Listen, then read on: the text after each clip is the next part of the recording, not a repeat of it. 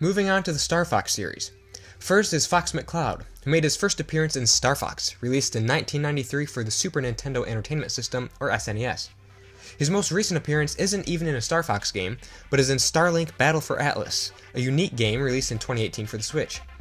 He was in the original Smash, a fast character who expertly utilized his blasters, shields, and speed in combat. His final Smash is no longer a Landmaster, but a cutscene that deals massive damage to opponents. Falco Lombardi, Fox's brash, cocky co-pilot, made his first appearance with Fox in Star Fox, and is also in Starlink. Falco was first a fighter in Melee, a favorite among hardcore players. He's an Echo Fighter of Fox, so their movesets are nearly identical, though according to Falco's character, his moves are a lot flashier. Wolf O'Donnell, the vicious Wolfen pilot who harasses Fox during his missions time and time again, first appeared in Star Fox 64, released in 1997 for the N64. He's a prevalent enemy in Starlink, rounding out the Star Fox cast in that game, along with Peppy and Slippy. Wolf is a strong fighter, first fighting in Brawl, then failing to appear in SSB4, then facing a comeback with the release of Ultimate. He's going to have his own amiibo upon the game's release on December 7th. Now the time has come to document the Pokemon. Just as a forewarning, I really am no good with Pokemon stuff, so correct me if I get any of the facts wrong, all you Poke people out there. Anyway, we have Pokemon Trainer, who is technically 3 characters in one, so we'll just treat him as 3 characters. First is Charizard the Fire Pokemon. He first appeared in Pokemon Red, released in 1996 for the Game Boy. In fact, he was the cover Pokemon for that game. Anyway, his most recent appearance is in Pokken Tournament DX. Charizard first appeared as a fighter in Brawl, then was a separate character in SSB4. Ivysaur is the second of the 3 Pokemon Trainer Pokemon, first appearing in Pokemon Red. He was combined with Charizard and Squirtle in Brawl, but then was not a playable character at all in SSB4 when Charizard moved on to bigger and better things, like being his own character. But now he's back and better than ever. Squirtle is the last of the 3 Pokemon Trainer Pokemon. He has the same story as Ivysaur, appearing so far only in Brawl and Ultimate. Pikachu, one of the world's most famous gaming icons, is a powerful electric-type Pokemon who was first captured in Pokemon Red. He was a fighter in the N64 Smash, and was granted an absolutely psycho final Smash in Brawl, where he screams at the top of his lungs and flies around the stage as a massive ball of pulsing electricity. In Ultimate, you can now play as a female Pikachu, identified by the heart-shaped tail as opposed to the lightning-shaped one. Mewtwo, a dangerous, ruthless Pokemon with a tiny waist and massive thighs. Japan seems to like creatures with that shape. Anyway, Mewtwo made his first appearance in Pokemon Red, and his first fighter appearance in Melee. Then, to the huge disappointment of fans, Mewtwo was not present in Brawl. Due to the fans' fury, Masahiro Sakurai finally relented and included Mewtwo as a DLC character for SSB4. Now Mewtwo is a mainstay of the series, back to fight again in Ultimate. Incineroar, a brand new fighter, charges into the boxing ring for Ultimate. Apparently he's completely willing to fight for about 5 minutes, but then as soon as a few new opponents are introduced, he's totally exasperated. Anyway, Incineroar is a total crowd pleaser, posing every time he lands a successful attack. But the poses aren't without reason, however, as his boxing moves are quite powerful and devastating to opponents. He first appeared in Pokemon Sun Moon, released in 2016 for the 3DS, and has yet to appear in any other Pokemon games. Pichu, the notoriously weak character who appeared only once in Melee, is back once again in Ultimate. He first appeared in Pokemon Gold Silver, released in 1999 for the Game Boy Color, as a pre-evolution to Pikachu, and made his latest appearance in Pokemon Sun Moon. Since Pichu was not around for Brawl, or SSB4, he now has an all-new Final Smash, a move similar to Pikachu's. Also, Pichu's signature Backlash is back, wherein he damages himself when pulling off an especially powerful move.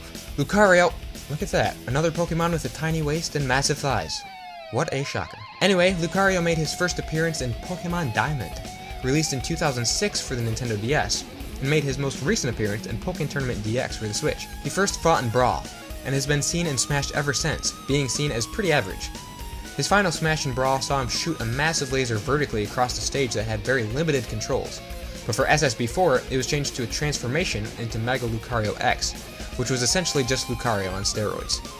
Greninja, look at that, another Pokemon with a tiny waist and massive thighs. And only 2 toes, just like Mewtwo. Are we seeing a pattern here? Well, either way, Greninja was first introduced to the universe of Pokemon in Pokemon XY, released in 2013 for the 3DS, and making his most recent appearance in Sun Moon. He first fought in SSB4, and is a water-type Pokemon that can throw ninja stars made of water and shoot geysers, also made of water.